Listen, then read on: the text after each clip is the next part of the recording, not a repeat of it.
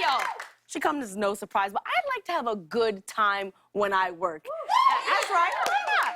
And the one thing that makes work fun is that so many of my employees are also my friends.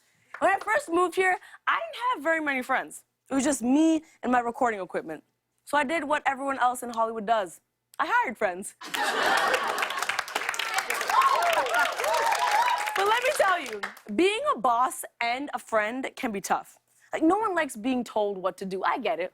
That's why I describe my management style as Regina George's mom from Mean Girls. I just keep offering everybody cocktails and saying, I'm not a regular boss, I'm a cool boss.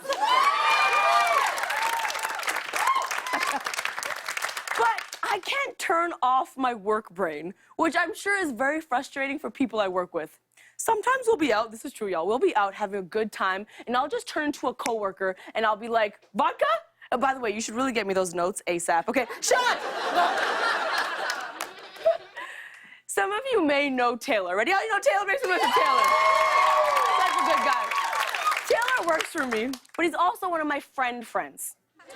You see what I did there? You know something is serious when you say it twice. Like how before you're ready to tell someone you love them, you say, I like them. Well, Taylor's my friend, and Taylor can tell you from experience that my employees never know when I'm in friend mode or work mode. Like, we'll be getting lit and having shots, and I'll be like, ooh, I need you to edit a video for me tomorrow. And you'll say, Lily, we're in a moving limo, and I'm very drunk. And then I'll privately think, Taylor doesn't work as hard as he used to. I'm kidding, Taylor's amazing. But because I'm around my assistants all the time, it can be hard not to overshare with them. Every morning I wake up and I remind myself in the mirror, Lily, Sergio is your assistant, not your gynecologist. He doesn't care what's going on with your lady parts. I feel like I have to say I'm kidding. And don't worry, NBC, this is not another Matt Lauer situation. I got you. Oh yeah, I said what I said. Sometimes I'll invite my team over for a party, and it's confusing because they're not sure if they're supposed to have fun or work.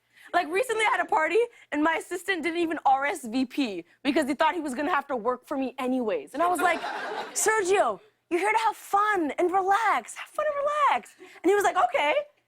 But can I make you your drink? And I said, obviously, get to it.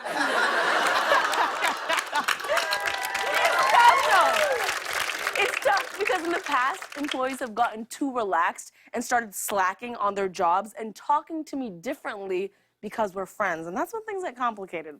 It's kind of like that moment when white kids start referring to their mom by their first names. Like, yeah, I got it, Patricia. Straight up, as a brown person, if I ever told my mom by first name, I would get whooped. I'll be honest, I didn't even know my mom's name. And it's a weird dynamic for me as well, especially when I'm the boss of people that are older than me. It's especially weird because of my Indian upbringing and the way I was taught to talk to elder people. Like just today, I was talking to my producer, Polly, like, hey, can you help me with this monologue? Cool, thank you, Auntie G.